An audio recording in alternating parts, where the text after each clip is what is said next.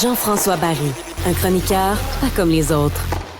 Il y a d'importants travaux qui devront avoir lieu au stade olympique. Remplacement de l'anneau technique, remplacement du toit. La presse avance 750 millions de dollars au moins pour chiffrer ce chantier-là. Mais Jean-François, il va y avoir aussi des conséquences pour des événements, des conséquences pour le CF Montréal, là, qui avait l'habitude de s'entraîner au stade pendant l'hiver, de jouer son premier match de la saison.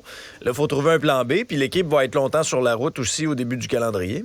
Ben, c'est ça qui va arriver. On va débuter sur la route. Le fameux match qui devait avoir lieu au mois d'avril, finalement, va peut-être avoir lieu quand même, mais à l'extérieur. Fait qu'on va se croiser les doigts, parce qu'on sait jamais au mois d'avril ici oui.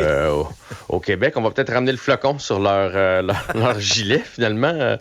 Mais puis là, en plus, là, pour les gens à la maison, c'est même pas pour la construction, là, c'est pas pour rénover, c'est juste des analyses qu'on va faire, justement, pour regarder la structure puis dire, bon, comment est-ce qu'on va organiser ça? Parce que c'est des travaux majeurs quand même. Puis il n'y a pas juste le CF Montréal là, qui va être déplacé, le Salon de l'auto électrique, d'autres événements qui devaient avoir lieu donc au stade olympique. Puis effectivement, entre 750 et 1 milliard, c'est quand même cossu, on va se dire ça, comme travaux là, qui va avoir lieu. Mais là, pour l'instant, c'est juste l'évaluation, mais c'est sûr que ça a de bonnes répercussions pour le CF parce que s'il fallait on sait, là, c'est difficile en MLS gagner à l'étranger. Fait que s'il fallait qu'on commence la saison avec, je sais pas moi, une victoire, 7 défaites, ça remonte mal l'année après. Oui, c'est clair. Au hockey, le Canadien reçoit les Pingouins de Pittsburgh, Sidney Crosby et sa bande. C'est toujours particulier lorsqu'on reçoit quand même là, des grands joueurs comme ça. On profite de ses visites, étant donné que Sidney Crosby ne rajeunit pas lui non plus. Les Pingouins, quand même, hein, on est allé chercher Carlson. On a essayé de donner une espèce de dernier souffle à ce groupe de vétérans-là, mais rien n'est assuré pour les Pingouins, qui ont à peu près la même fiche que le Canadien, hein, Jean-François? Écoute, ils ont exactement la même fiche, 27 points, ils ont juste un match de moins de jouer. Le Canadien ne sera pas facile pour autant ce soir, parce que les Pingouins ont joué hier, mais depuis le début de la saison, lorsqu'on a un adversaire qui est 2-2, ça devrait nous avantager, c'est pas le cas. Puis les Pingouins ont le couteau entre les dents, ils ont gagné hier, essaient de faire une remontée. D'ailleurs, Sidney Crosby continue d'être le grand leader de cette équipe-là, d'être dans les meilleurs joueurs de la Ligue nationale de hockey, malgré l'âge avancé. Fait que oui, profitons-en, parce qu'il en reste pas 10 ans là, de se régaler des prouesses de Sidney Crosby. Mais moi, puis on pourrait remonter voir les chroniques qu'on a fait ensemble en début de saison. Je t'ai dit, les Pingouins vont pas faire les séries, et à mon avis, ils sont dans le champ, en allant chercher des vieilles jambes, puis des vieilles jambes, puis des vieilles jambes. Et la reconstruction à Pittsburgh va être interminable parce que tous ces joueurs-là vont arrêter en même temps. Ils n'auront plus de valeur et on n'aura pas de choix. Ça fait des années qu'on ne repêche pas.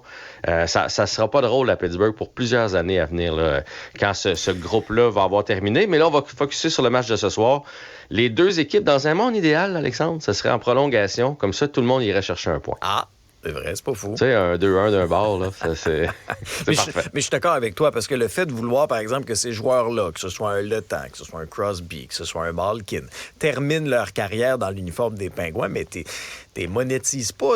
Tu les échanges pas au moment d'obtenir quelque chose de bon en retour pour ta reconstruction. Puis moi aussi, j'ai l'impression que la traversée du désert va être assez longue pour les Pingouins. Là. Mettons, à la date limite des transactions cette année, là, tu laisses partir Malkin. Il y a une équipe qui va lever la main là, pour avoir Malkin pour un bout en série. Ouais. Bon, c'est sûr que c'est plate. Il ne terminera pas en Pingouin de Pittsburgh, mais pour toi, pour la concession, puis ça n'empêche pas les Pingouins d'être bons. Si tu vas chercher deux jeunes, au contraire, des fois, un peu de sang nouveau, là, ça amène de l'énergie au reste de l'équipe. Mais bon, c'est pas moi qui gère les Pingouins. Fait qu'on va regarder le match ce soir. Pingouins canadiens, deux équipes qui sont nées à nez. Ça devrait être Samuel Montembeault. Ça n'a pas été confirmé, mais on suit la rotation de Martin Saint-Louis. Samuel Montembeault là, devrait être le gardien d'office ce soir. Pendant ce temps-là, les Sénateurs, ça va pas très bien.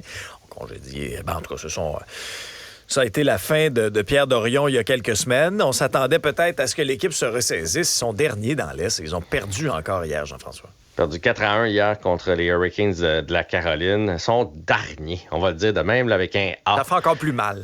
Ben non, mais c'est parce que les Sénateurs, à chaque année, on se dit là ça va y être. Là. Ils ont un paquet de bons jeunes. À un moment donné, la reconstruction là-bas, là, c'est interminable. Et là, ils sont derniers dans l'Est avec 22 points. Là. Si vous voulez comparer, le Canadien en a 27. Et logiquement, les Sénateurs devraient être bien en avance sur le plan des Canadiens. Quelque chose qui marche pas là-bas. Ils ont l'air toujours frustrés. Je sais pas hier si tu as vu Brady Tkachuk qui a eu un lancer de pénalité.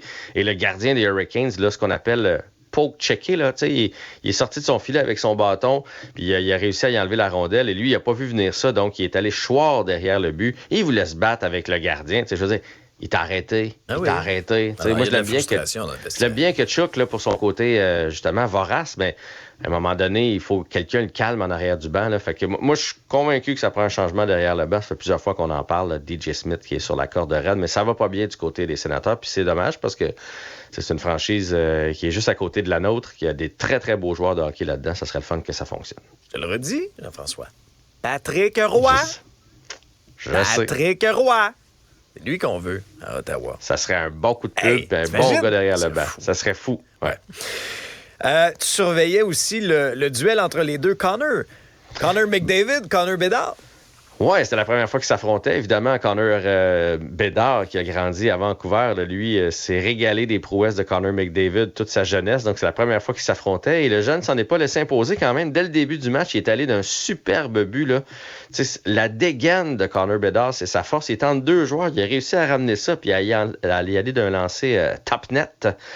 Donc, il a permis à son équipe de prendre les devants 1-0. Et il a pris les devants aussi 1-0 sur McDavid. Mais en bout de ligne, c'est les Oilers qui ont gagné une 8e victoire de suite, 4-1. Et McDavid est allé de 2 points, finalement. Donc, lui aussi a eu le dessus sur le genou. Et les Oilers, mine de rien, sont à 1 point d'une place en série. Eux qui ont commencé l'année là, de façon catastrophique, sont en pleine ascension, pleine remontée présentement. C'est une bonne nouvelle parce qu'on veut voir ce genre d'équipe-là et ces grandes vedettes-là dans les séries année après année. Ça, c'est vrai. Merci, Jean-François.